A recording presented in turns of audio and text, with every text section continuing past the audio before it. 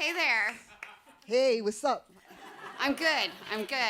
I last saw you in March. We had quite a bit to talk about then. I think we have more to talk about now, my friend. Yeah, different world. How you thinking about all this? You have a very particular sort of definition of DEI, and I think it's important for this audience to know it. I'm dangerous, I'm educated, and I'm invincible. Woo!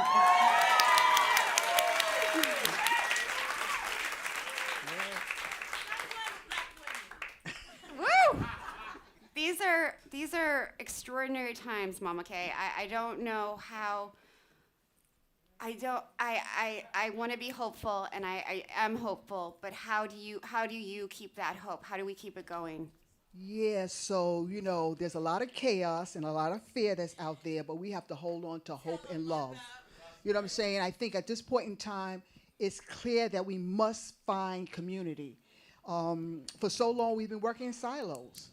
We work in individuality, and we don't think about other people. And that's my job. My job is, as a farmer, I try to see what is missing in terms of diversity around farming.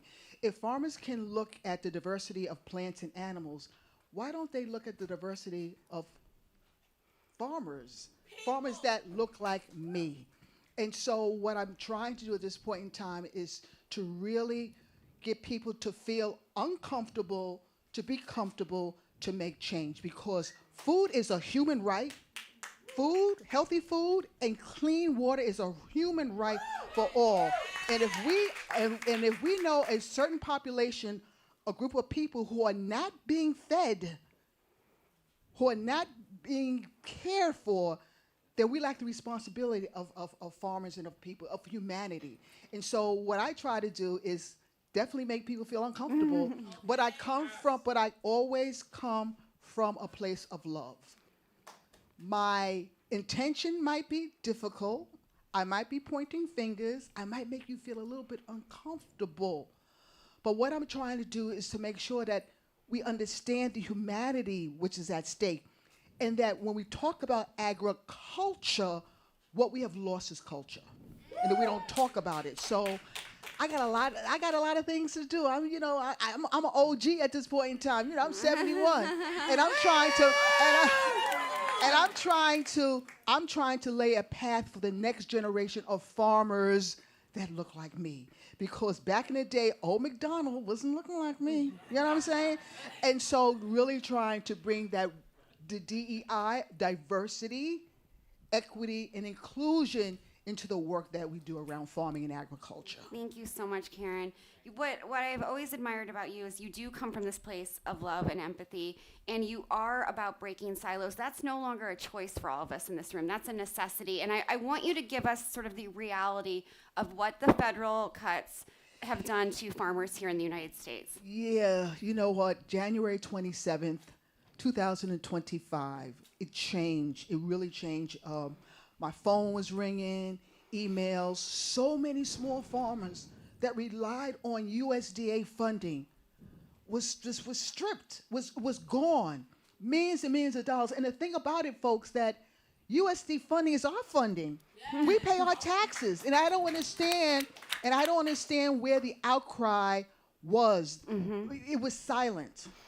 And people who don't have power and privilege were all of a sudden scrambling to stay afloat and scrambling to stay alive. And what I heard and what I saw was silence. Silence from people who have power and privilege to come to the forefront and make change. But yet, they didn't want to walk on eggshells. They felt comfortable in their moment to sort of step aside and let me just see what is happening. Meanwhile, farmers, small farmers, BIPOC farmers, LGBTQ farmers were devastated and continue at this point in time, as nonprofits, people with power and privilege that know what is going on, continue to be silent. But you know what, folks? We've been through this before. Many of us been through this before. And so how we're going to challenge ourselves is that how do we build community?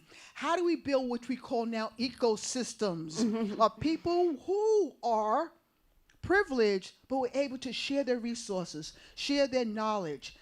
This country, we're at a point in time where we have to see, what is it to be American?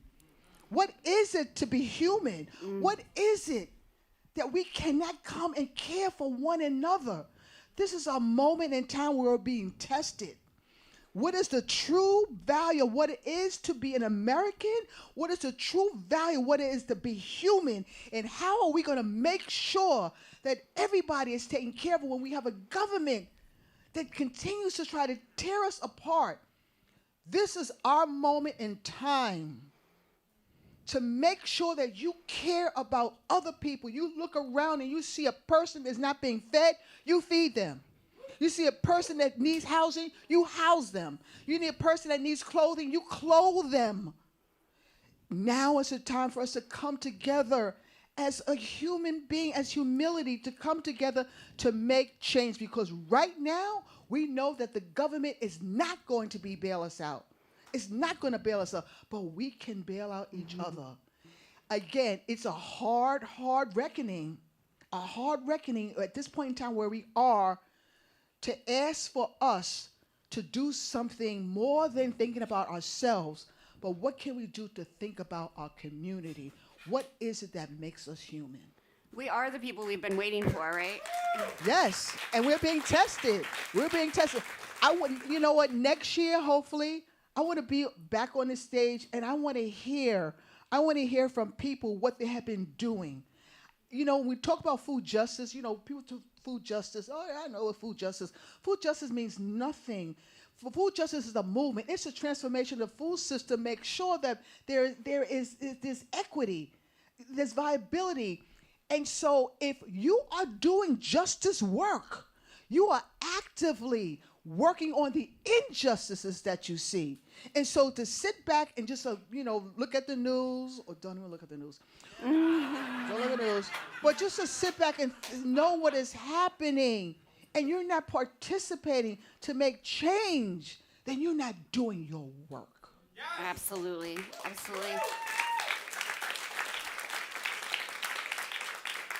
Karen, I hear you, and I feel exactly the same way you do, but I see so much fear right now.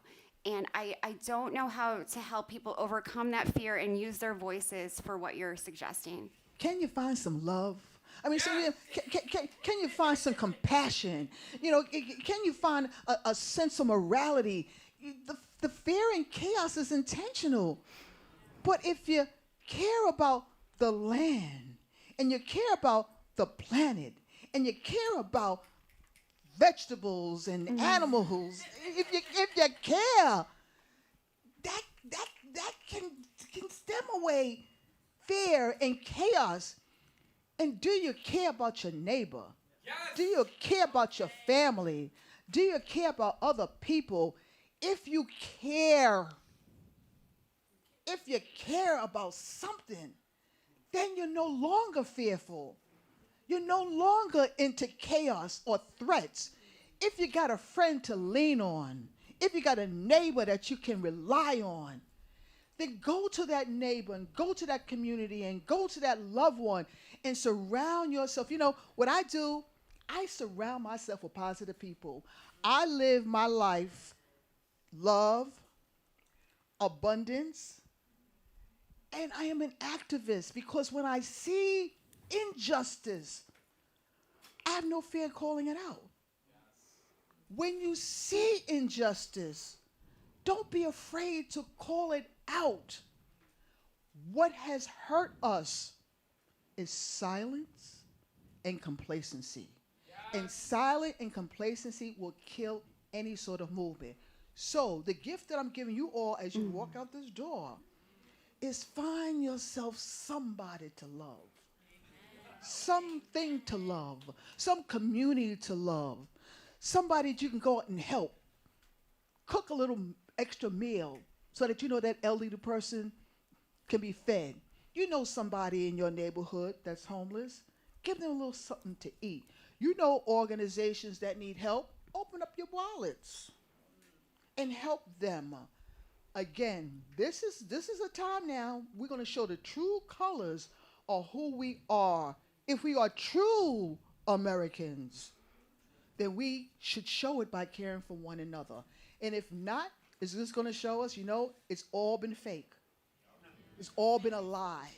And so how do we make sure that what is happening now is a stepping stone of revealing the underlying face of what America is or what America is not? Absolutely. Love.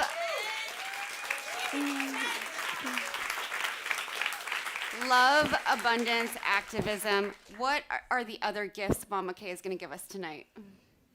Yeah, so God, Lord have mercy. For me, like I said, I've always looked at injustice. I always look at, I say to people, I'm an ordinary person trying to do extraordinary things. And I think I got it from, I'm going to give to my parents, growing up and seeing things.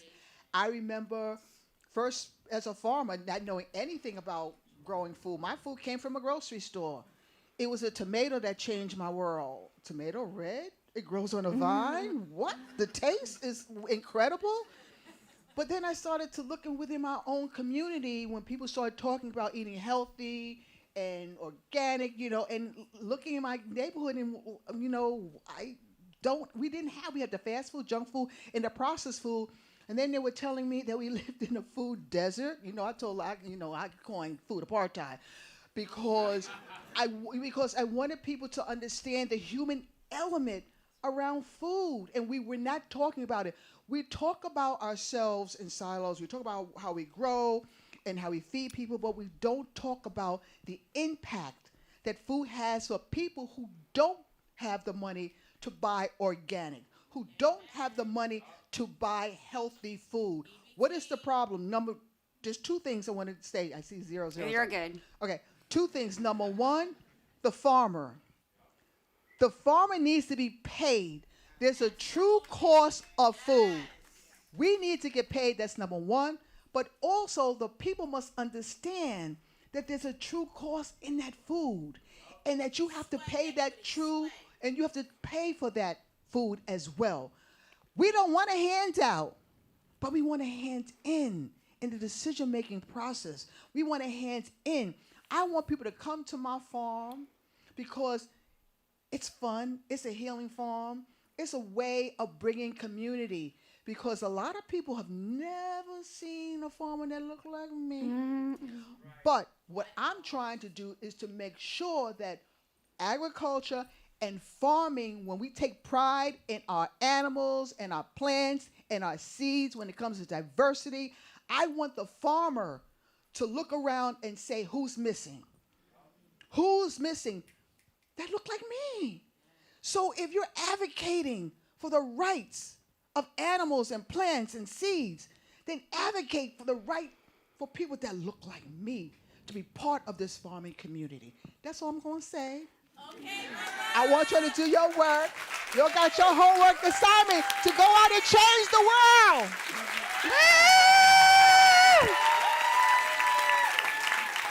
Thank you.